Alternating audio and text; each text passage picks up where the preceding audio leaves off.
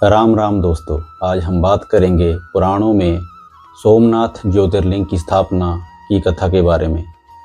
शिव पुराण के अनुसार सोमनाथ ज्योतिर्लिंग भगवान शिव का प्रथम ज्योतिर्लिंग है। सोमनाथ शिवलिंग गुजरात के सौराष्ट्र क्षेत्र में बेरावल के पास प्रभास पाटन नामक स्थान पर समुद्र तट के किनारे स्थित है।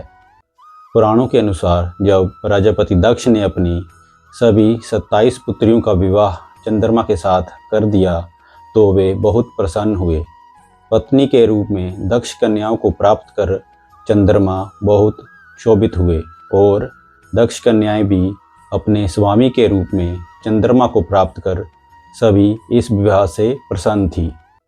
चंद्रमा की उन 27 पत्नियों में रोहिणी उन्हें सबसे ज़्यादा प्रिय थी, जिससे वे विशेष आदर तथा प्रेम करते थे। उनका इतना प्रेम अन्य पत्नियों से नहीं था। चंद्रमा की अपनी तरफ उदासीनता और उपेक्षा को देखकर रोहिणी के अलावा बाकी दक्ष पुत्रियां बहुत दुखी हुई। वे सभी अपने पिता दक्ष की शरण में गई और उनसे अपने कष्टों का वर्णन किया। अपनी पुत्रियों की व्यथा और चंद्रमा के दुर्व्यवहार को सुनकर दक्ष भी बड़े दुखी हुए। उन्होंने चंद्रमा से भेंट की और शांतिपूर्वक कहा कि तुमने निर्मल व पवित्र कुल में जन्म लिया है, फिर भी तुम अपनी पत्नियों के साथ भेदभावपूर्ण व्यवहार करते हो। तुम्हारे आश्रय में रहने वाली जितनी भी स्त्रियां हैं, उनके प्रति तुम्हारे मन में प्रेम कम और अधिक ऐसा सुतेला व्यवहार क्यों? तुम किसी को अधिक प्यार करते हो और किसी को कम प्यार देते हो, ऐसा क्यों करते हो? अब तक जो व्यवहार किया है वह ठीक नहीं है, फिर अब आगे ऐसा दुर्व्यवहार तुम्हें नहीं करना चाहिए। जो व्यक्ति प्रियजनों के साथ विषमतापूर्ण व्यवहार करता है, उसे नरक में जाना पड़ता है। इस प्रकार प्रजापति दक्ष ने अपने दामाद चंद्रमा को प्रेम पूर्वक समझाया और चंद्रमा में सुधार हो जाएगा, ऐसा सोच प्रजापति दक्ष वापस लौट गए। इतना समझाने पर भी चंद्रमा ने अपने ससुर प्रजापति दक्ष की बात नहीं मानी। रोहिणी के प्रति अति आसक्ति होने के कारण उन्होंने अपने कर्तव्य की अवहेलना की तथा अपनी अन्य पत्नियों का कुछ भी ख्याल नहीं रखा और उन सभी से उदासीन रहे। दोबारा समाचार प्राप्त कर प्रजापति दक्ष बड़े दुखी हुए। वे पुनः चंद्रमा के पास आकर उन्हें उत्तम नीति के द्वारा समझाने लगे। दक्ष ने चंद्रमा से न्यायोचित बर्ताव करने की प्रार्थना की। बार बार आग्रह करने पर भी चंद्रमा ने अवहेलनापूर्वक जब दक्ष की बात नहीं मानी, तब उन्होंने चंद्रमा को श्राप दे दिया। दक्ष ने कहा कि मेरे आग्रह करने पर भी तुमने मेरी अवज्ञा की है, इसलिए तुम्हें क्षय रोग हो जाए। दक्ष द्वारा श्राप देने के साथ ही क्षण भर में चंद्रमा क्षय रोग से ग्रसित हो गए। उनके क्षीण होते ही सर्वत्र संसार में हाहाकार मच गया।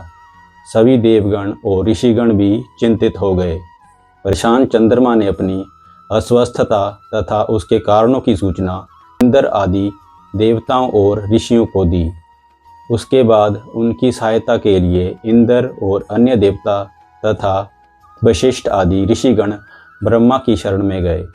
ब्रह्मा जी ने उनसे कहा कि जो घटना हो गई है उसे तो भुगतना ही है, क्योंकि दक्ष के निश्चय को पलटा नहीं जा सकता। उसके बाद ब्रह्मा जी ने उन देवताओं को एक उत्तम उपाय बताया। ब्रह्मा जी ने कहा कि चंद्रमा देवताओं के साथ कल्याणकारक शुभ प्रवास क्षेत्र में चले जाएं। वहाँ पर विधि पूर्वक शुभ मृत्युंजय मंत्र का अनुष्ठान करते हुए श्रद्धापूर्वक भगवान शिव की आराधना करें। अपने सामने शिवलिंग की स्थापना करके प्रतिदिन कठिन तपस्या करें। इनकी आराधना और तपस्या से जब भगवान भोलेनाथ प्रसन्न हो जाएंगे तो वे इन्हें क्षय रोग से मुक्त कर देंगे। पितामह ब्रह्मा जी की आज्ञा को स्वीकार कर देवताओं और ऋषियों के संरक्षण में चंद्रमा देवमंडल सहित प्रवास क्षेत्र में पहुंच गए। वहाँ चंद्रदेव ने मृत्युंजय भगवान की अर्चना वंदना की और अनुष्ठान प्रारंभ किया। वे मृत्युंजय मंत्र का जाप तथा भगवान शिव की उपासना में तल्लीन हो गए। ब्रह्मा की ही आज्ञा के अनुसार चंद्रमा ने 6 महीने तक निरंतर तपस्या की और वृषभध्वज का पूजन किया। 10 करोड़ मृत्युंजय मंत्र का जाप तथा ध्यान करते हुए चंद्रमा स्थिर चित्त से वहां निरंतर खड़े रहे। उनकी तपस्या से भक्त वत्सल भगवान शंकर प्रसन्न हो गए। उन्होंने चंद्रमा से कहा, चंद्रदेव तुम्हारा कल्याण हो। तुम जिसके लिए यह कठोर तप कर रहे हो अपनी उस अभिलाषा को बताओ। मैं तुम्हारी इच्छा के अनुसार तुम्हें उत्तम वर प्रदान करूंगा। चंद्रमा ने प्रार्थना करते हुए विनयपूर्वक कहा, भगवान आप मुझे इस श्राप से मुक्त कर दीजिए और मेरे सारे अपराध क्षमा कर दीजिए। इस श्राप को पूरी तरह से समाप्त करना भगवान शिव के लिए भी संभव नहीं था, अतः मध्य का मार्ग निकाला गया। चंद्रदेव तुम्हारी कला प्रतिदिन एक पक्ष में क्षीण हुआ करेगी, जबकि दूसरे पक्ष में प्रतिदिन वह निरंतर बढ़ती रहेगी। इस प्रकार तुम स्वस्थ और लोक सम्मान के योग्य हो जाओगे। भगवान शिव का कृपा रूपी प्रसाद प्राप्त कर चंद्रदेव बहुत प्रसन्न हुए। उन्होंने भक्ति भावपूर्वक शंकर की स्तुति की। ऐसी स्थिति में निराकार शिव उनकी दृढ़ भक्ति को देखकर साकार लिंग रूप में प्रकट हुए और संसार में सोमनाथ ज्योतिर्लिंग के नाम से प्रसिद्ध हुए। ये थी श्री सोमनाथ ज्योतिर्लिंग की प्रादुर्भाव पौराणिक कथा। मुझे उम्मीद है कि आपको ये वीडियो अच्छी लगी होगी। अगर हाँ तो वीडियो को लाइक, कमेंट, शेयर करें और मेरी ऐसी ही और वीडियोस देखने के लिए चैनल को सब्सक्राइब करें।